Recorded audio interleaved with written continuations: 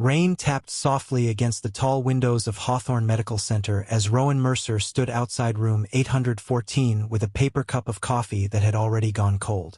He'd been told the meeting would last 5 minutes. Instead, the CEO of one of the largest construction firms in Oregon had kept him waiting nearly an hour. Rowan had no idea why a billionaire wanted to see a widowed single father who spent most of his days repairing commercial elevators and rushing home before his 10-year-old son, Eli, finished soccer practice. Welcome to Digital Story Corner. In today's video, a small act of kindness at a grocery store pulls a grieving single father into a billionaire's family drama, and a hospital room ultimatum that will force an entire family to decide who they really are. If you believe in kindness and second chances, please like, comment, share, and subscribe to Digital Story Corner. 3 months earlier, Rowan hadn't even known the name Alden Whitmore.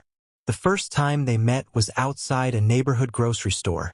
An elderly man had collapsed near the parking lot. People froze. A few pulled out their phones. Rowan didn't. He knelt beside the stranger, kept him calm, called the ambulance, and stayed until the paramedics arrived. He later learned the man had slipped out of the hospital before anyone could properly thank him. That should have been the end of it. Instead, 2 weeks later, Rowan received an unexpected letter asking him to visit Whitmore Holdings. He almost ignored it. Missing half a day's pay wasn't easy when every dollar mattered. His mortgage payment was already 5 days late. Eli needed new cleats, and the old washing machine had started leaking again. Rowan had become an expert at fixing everything except his own exhaustion. Still, curiosity won.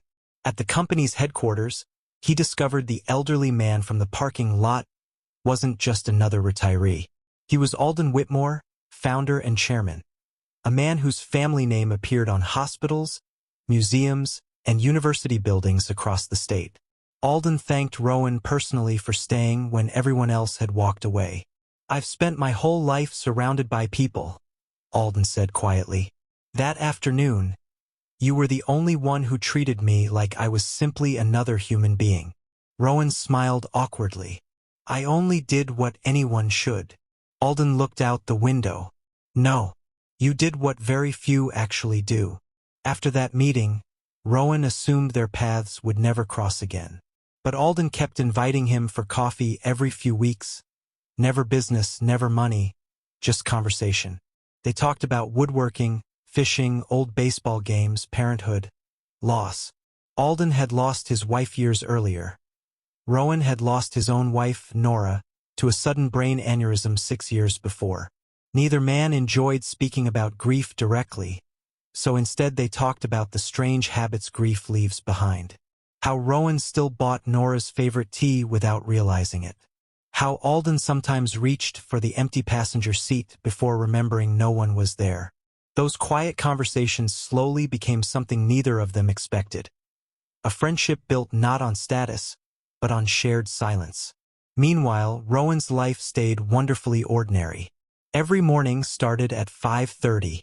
He packed Eli's lunch while oatmeal simmered on the stove. The boy always forgot his homework unless Rowan tucked it directly into his backpack. Every Wednesday they stopped at a tiny diner where the waitress already knew Eli wanted blueberry pancakes. No whipped cream. Their old pickup rattled every time it climbed the hill toward home.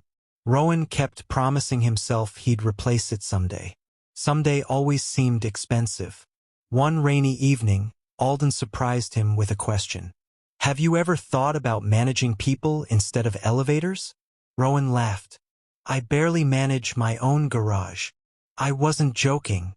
Whitmore Holdings needed someone to supervise maintenance across several properties. Better hours, better salary, health insurance that actually covered something. Rowan hesitated. "I don't know anything about executive offices." "You know responsibility," Alden answered. "The rest can be learned." After talking it over with Eli, Rowan accepted. The promotion didn't make them rich. It simply let them breathe. Bills stopped arriving with red warnings. Eli joined the school's science club. For the first time in years, Rowan managed to save a little each month. Life settled into a comfortable rhythm. until the phone rang one Sunday morning. It was Alden's assistant, her voice unusually soft. "Mr. Whitmore would like to see you at the hospital." Rowan drove there immediately, which brought him back outside room 814. When the nurse finally opened the door, he barely recognized his friend. The illness had stolen nearly 30 pounds. Machines hummed quietly around the bed, yet Alden's sharp blue eyes remained exactly the same. "You look terrible," Rowan joked gently. "So do you." They both laughed, and for a moment everything felt normal. Then Alden dismissed the nurse. "I don't have much time." "Don't say that. I'm 90 years old, Rowan. We both know better." A long silence settled between them. Finally Alden spoke. "My family is coming. I need you to stay." Before Rowan could ask why, the door opened and 5 relatives filed in. 2 grown sons in business suits, his daughter Vivian, an older aunt, and a young nephew with his wife. None of them looked pleased to see him. Vivian stepped forward first. "This is him." Alden nodded. "Yes." She crossed her arms. "So you're Rowan?" "I am." "And you're Vivian." There was no smile, only curiosity mixed with suspicion. The atmosphere grew heavier. One of the sons finally broke the silence. "Father, why is an employee here during a private family meeting?" Alden ignored him and looked directly at Rowan. "I need everyone to hear this." Even the heart monitor seemed louder. He took a slow breath. "For months I've watched my family argue over companies, properties, investments, and inheritance. They've forgotten what matters." Vivian stared at the floor. Her brothers exchanged impatient glances. Then Alden said something Rowan never could have imagined. "If you want everything I've built," he paused, "marry my daughter." The room froze. Rowan actually thought he'd misheard. One brother laughed nervously. Vivian's face went bright red. "What?" Alden continued calmly. "If Rowan marries Vivian, I'll transfer controlling ownership exactly as planned." The silence became unbearable. The older aunt whispered, "Alden." But he wasn't finished. "If he refuses," he looked toward his children, "everything will be donated to community housing projects and children's hospitals." No one moved. No one breathed. Every eye turned toward Rowan. He looked from Alden to Vivian, then toward the bewildered family standing around the bed. Finally he spoke. "I need a minute." The room stayed completely still while Rowan stood at the window. Rain traced thin lines down the glass, blurring the city lights below. He could hear the steady rhythm of the heart monitor behind him and the restless shifting of expensive shoes on the polished floor. Finally he turned back. "I'm honored that you trust me," he said quietly, "but I can't accept that." One of Alden's sons let out a breath he'd apparently been holding. Vivian looked up for the first time. Alden didn't seem surprised. "Tell me why." Rowan folded his hands together. "Because marriage isn't a business agreement. My wife and I promised each other forever. She's been gone 6 years, but I still wear my ring. Not because I'm afraid to move on, but because I haven't met someone I'd choose for the right reasons." He glanced toward Vivian. "And she deserves that too. I don't know her. She doesn't know me. She shouldn't have to marry a stranger because her father's afraid of what happens after he's gone." The silence that followed felt different, less tense, more thoughtful. Alden watched him carefully. "So you'd rather walk away from everything?" Rowan smiled gently. "I've walked away from bigger things.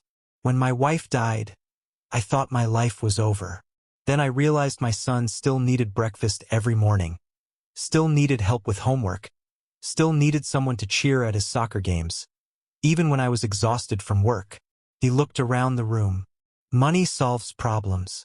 It doesn't replace love." For several long seconds nobody moved. Then Vivian stepped forward. "I owe you an apology." Everyone looked at her. "I assumed you were here because you wanted something from my father." She laughed awkwardly. "Apparently you're the only person in this room who doesn't." Her brother shifted uncomfortably. The eldest, Grant, finally spoke. "That's not fair." Vivian turned toward him. Isn't it? No one answered. Alden slowly closed his eyes, then opened them again. I wondered whether I still knew how to judge character. He smiled faintly at Rowan. You've answered that question. He reached toward the bedside drawer and removed a thick envelope, handing it to Rowan. I prepared this before today. Rowan didn't take it. I just refused your fortune. I know. Then why are you giving me paperwork? Because it isn't what you think. Reluctantly, Rowan accepted the envelope. Inside wasn't a marriage contract or an inheritance document. It was the deed to a modest two-story building near downtown Portland, with a handwritten note attached, Mercer Community Workshop.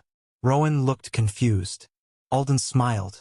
Remember when you told me about teenagers who kept getting into trouble because they had nowhere to go after school? Months earlier, during one of their coffee conversations, Rowan had mentioned how many young people in his neighborhood wanted to learn practical skills but couldn't afford trade classes. You remembered that? I remember almost everything. The building's already paid for. It has room for woodworking, electrical training, welding, and repair classes. I can't accept this. You're not accepting it for yourself. Alden looked toward the photograph of Eli that Rowan always kept in his wallet. You're accepting it for every child who needs someone patient enough to teach them. This isn't wealth. It's responsibility. Before Rowan could answer, Grant interrupted. Father, you've never mentioned this project. Why? Because none of you ever asked what I wanted my legacy to be. The words settled heavily across the room. Alden looked at each of his children in turn. You've spent months asking who gets the company. He pointed toward Rowan. He spent months asking whether I was sleeping well, whether my medication made me tired, whether I needed someone to drive me home. There is a difference. Vivian quietly sat beside her father's bed. I'm sorry, barely above a whisper. I've been so busy protecting what might become mine that I stopped protecting you. Alden reached for her hand. I know. Her brothers stayed silent, not because they'd suddenly become different people, but because for the first time they saw themselves through someone else's eyes. The conversation changed after that. No one mentioned marriage again. Instead, Alden spent nearly an hour telling stories his children had never heard. About sleeping in the back room of his first hardware store, about borrowing $50 from a neighbor, about nearly losing the company during a recession 35 years earlier, about their mother's habit of secretly paying struggling employees' grocery bills every Christmas. The room slowly stopped feeling like a meeting about inheritance. It became a family remembering itself. When visiting hours ended, Rowan quietly stood. I should go. Alden nodded. Thank you. For what? For answering honestly. Rowan smiled. I've never been very good at saying what people want to hear. Stay that way. As Rowan reached the door, Vivian caught up with him in the hallway. I'm glad you said no. He laughed. So am I. She smiled for the first time that day. My father would have hated it if you'd said yes for the money. You think so? I know so. She looked back toward the hospital room. He wasn't testing whether you'd marry me. Rowan frowned. What was he testing? She smiled sadly. Whether the people he trusted still existed. Alden Whitmore passed away 12 days later. His funeral wasn't extravagant despite his wealth.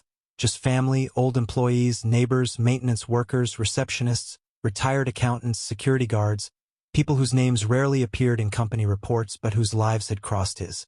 Several weeks later, Whitmore Holdings announced a new leadership structure. The company stayed in family hands, not because Rowan demanded otherwise, but because Alden had quietly rewritten the succession plan months before. His children would share responsibility instead of competing for control. The community workshop opened the following spring. The sign above the entrance simply read, Mercer Workshop. No mention of billionaires, no mention of inheritance. Every Tuesday evening, Rowan taught basic home repairs. Retired electricians volunteered beside him. A local carpenter donated leftover lumber. An auto mechanic offered weekend engine classes. Teenagers who had never held a hammer learned to build bookshelves, repair bicycles, and restore old furniture. Parents started coming too. One afternoon, Eli noticed a woman struggling to carry heavy boxes into the workshop and ran over to help. When Rowan walked outside, he recognized her immediately. Vivian. She wasn't dressed like a corporate executive anymore. She wore jeans, work boots, and carried a stack of donated safety goggles. "I figured every workshop needs protective equipment," she said. Rowan smiled. "Thank you." She looked around at the teenagers laughing while painting old desks. "My father would have loved this. He helped build it." "No." She shook her head gently. "You did." Months passed. The workshop became one of the busiest community spaces in the neighborhood. Some students found apprenticeships. Others simply discovered confidence. One young man repaired the broken dining table his grandmother had almost thrown away. A teenage girl built a bookshelf for her younger brother. Small projects, ordinary victories, the kind that quietly change lives without ever making headlines. One evening, as Rowan locked the workshop doors, Eli asked a question. "Dad." "Yeah." "Do you ever wonder what would have happened if you'd married her?" Rowan laughed softly. "I don't." "Why?" "Because the best things in life shouldn't begin with a condition." Eli nodded as though that made perfect sense, and they climbed into the old pickup truck, which still rattled climbing the same hill toward home. Rowan had never replaced it. He always said there were more important things to spend money on, and somehow there always were. Kindness still exists. If you believe even one good act can change someone's life. If this story touched your heart, please leave a like and share it with someone who still believes kindness matters. Sometimes the greatest inheritance isn't a company, a fortune, or a family name. Sometimes it's the quiet example of choosing people over possessions and proving that kindness is worth far more than anything